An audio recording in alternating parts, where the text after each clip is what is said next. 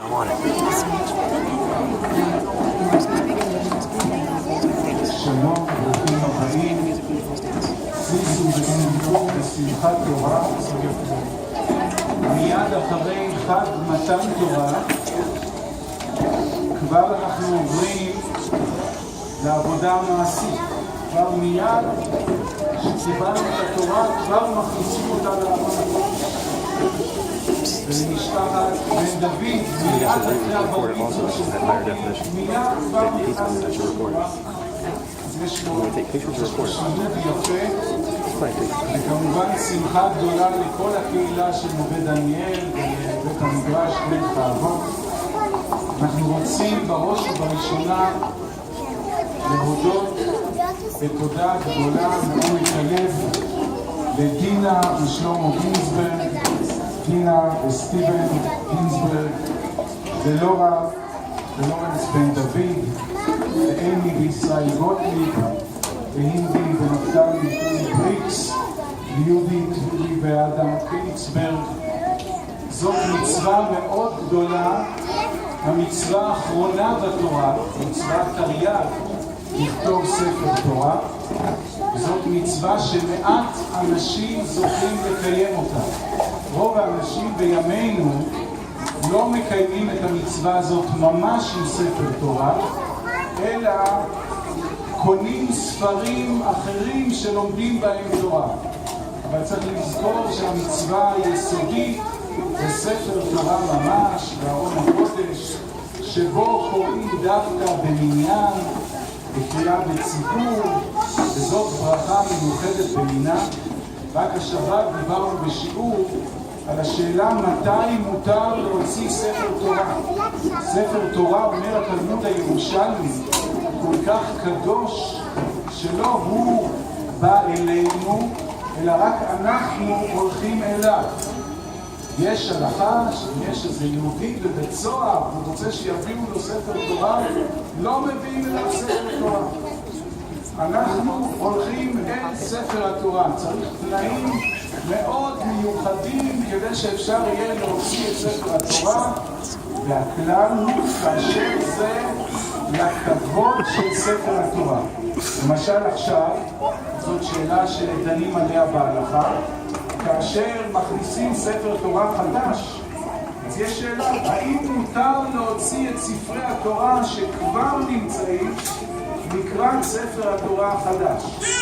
והתשובה היא כן, כמו שעשינו עכשיו.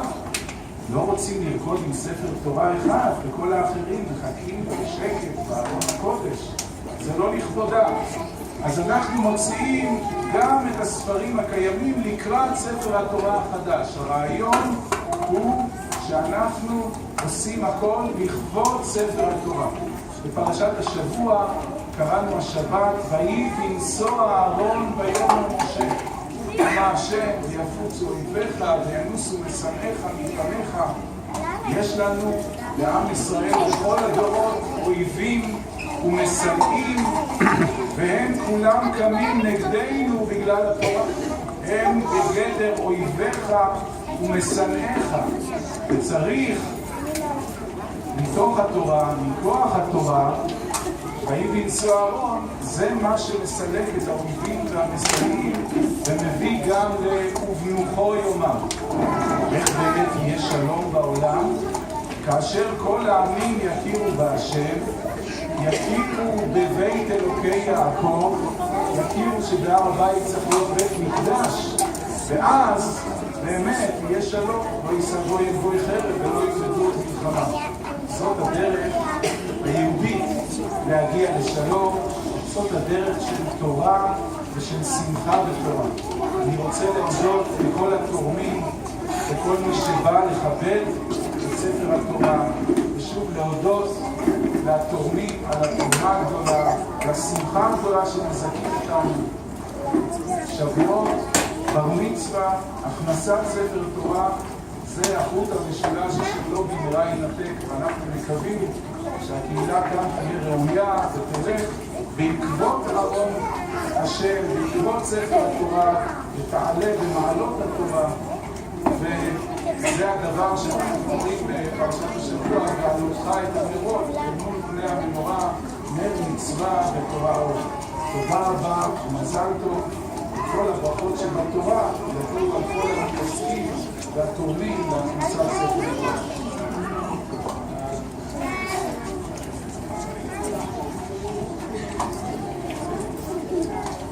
תודה רבה, ממש תודה רבה. Thank you everyone for coming. Sorry, English, but it'll be better this way, trust me. You all hear me?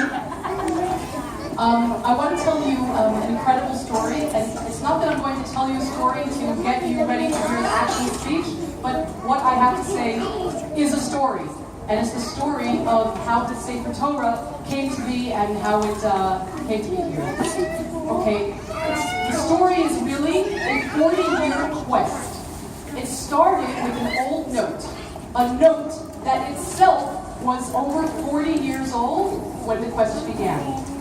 The quest became so much a part of my family that it was almost as if the quest was merely a state of being rather than a means to an end, rather than something we were actually ever going to resolve. But it's a quest that we never gave up on, my father in particular, and much to our surprise, came suddenly now to its happy conclusion. The date on the piece of paper was 1934. It was a note written in my great-grandfather, Henry Rosenbaum's name, to a synagogue in Brooklyn that we'd never heard of, and it was among my great-grandfather's papers discovered after he passed away in 1976, okay, 40 years ago. It was a note giving the synagogue permission to use and bear responsibility for a family Torah scroll that we never knew anything about. My family was stunned. My father in particular. What Torah scroll was this note talking about? How is it possible that we never heard of this Torah being in our family? We began asking family members, all the older people who might possibly remember something about this mysterious Torah. So they asked my grandmother and her two sisters, of course, because they were the children of my great-grandfather, and they had remembered some sort of a Torah that their father had. And between the three of them, remembering, they are actually able to recall that it was actually not my great-grandfather's, but my great-great-grandfather's, and his name was Moshe Zev Zipper. Moshe Zev is actually the man that my father, Moshe Zev, was named for. And he apparently had the sefer Torah. When he had come over from Europe, he brought the sefer Torah with him, and my great-grandfather had actually built a cabinet that it was kept in the house, and it was there until he died in 1933, a long time ago. And in fact, after Moshe Zev died, my great-grandfather, Henry Rosenbaum, had taken this Torah and put it in a safe place in the shul for safekeeping in 1934. So now all of a sudden we know about this. Great, we have a Torah scroll. This is fantastic. Let's get it back, and then we have a Torah in our family. So my father reached out to the shul. He called them up and he said, "Hey, we found this paper along my grandfather's documents that there's this Torah that he had in the shul." And they a little bit skeptical, who is this person coming after all these years? But he sent them a copy of the letter, and they got a lot of supported documents. My grandmother wrote a statement, and her sisters, and a lot of people wrote statements. We have everything now. They're all very old, and supporting the claim. So they said, "Okay, great, you can have your Torah. Just tell us which one is yours." Now, my father was devastated, because how could he possibly identify a Torah that was brought to a synagogue for safekeeping years before he was even born? It seemed absolutely impossible. Now, finally, several years after this initial discovery, my father discussed with Rabbi Beryl Wein, who most of you, many of you should know. He was a rabbi back in Muncie back in those days, and he decided that he was going to go with my father, and they were going to figure out which Torah is the right one. So they made a trip to Brooklyn. They went and they looked and they examined all the different Torah, and he decided it's this one or this one, which wasn't quite good enough, and then nothing happened for 20 years. Finally, my father picked up the Torah story again and made new efforts. After my own family's Aliyah to Israel in 2002, my father was determined that one day he was going to bring our family Torah to our shul here in the Beit Daniel. And he told his Rav at that time, still now, the Rav of the shul that he's local shul, Rabbi Batzal Rudinsky, about this whole story. And Rabbi Rudinsky, after hearing the story and understanding exactly what happened, he said, the Brooklyn shul made a mistake. It was their obligation to know which Torah was his, not my father's. And they are obligated to give my father a Torah. So Rabbi Rudinsky took on this quest personally. He took it as his own, and he started going to Brooklyn, to this shul, and speaking with them, and having meetings with them. He even went to a din Torah, and to try to settle this. And eventually, after years, things started moving. Now every week, my dad would see the shul, and he would ask, so, anything new? Is anything happening with the Torah? And the rabbi would give an update. And this would go on. We lost count of how many times my dad said, I think we might be getting the Torah this week. And nothing. And then one day, more than 80 years after the little note was written, and 40 years since my great-grandfather passed away, my dad asked Rabbi Rudinsky about the Torah, and he said, oh, Shmuel Schneid, the local sefer, has it, right in Muncie. It's been retrieved. My dad was shocked. We were all shocked. After all these years, I don't think any of us really thought it was going to happen. And suddenly, we were actually getting the Torah.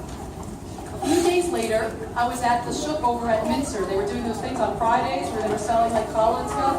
And I went there to get wine, challah, and stuff for Shabbos. And I passed a booth, and there was a woman sitting there selling handmade items. And she said to me, any chance you're interested in buying a Torah cover? What? Like, how many people out shopping on Friday say, oh, I'll take 2 challahs, some chopped liver, and a cover for my Torah?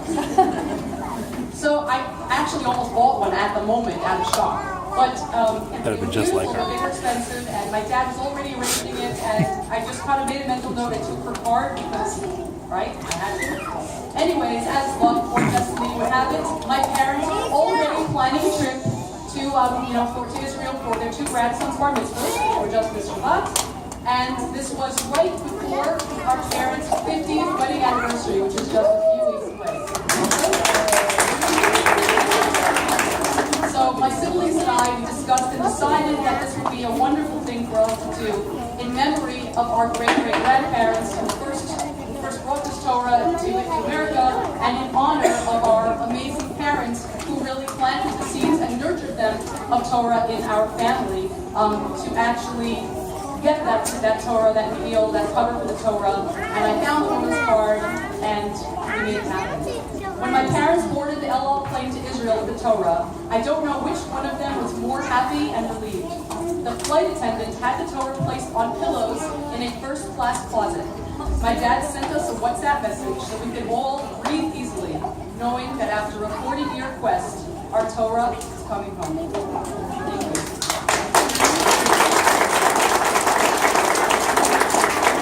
We now have a little surprise for you. We have some Kita Aleph girls who are going to come up.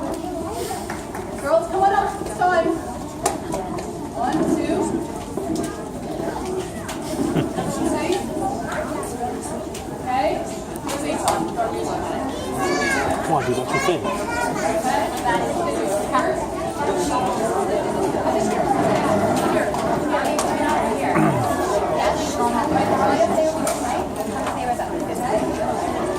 Want to see where they are?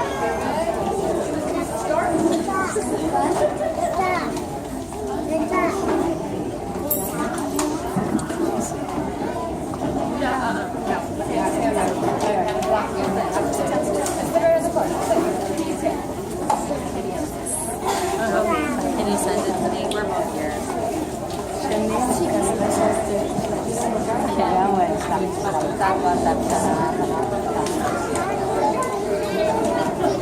She's gonna send it to me.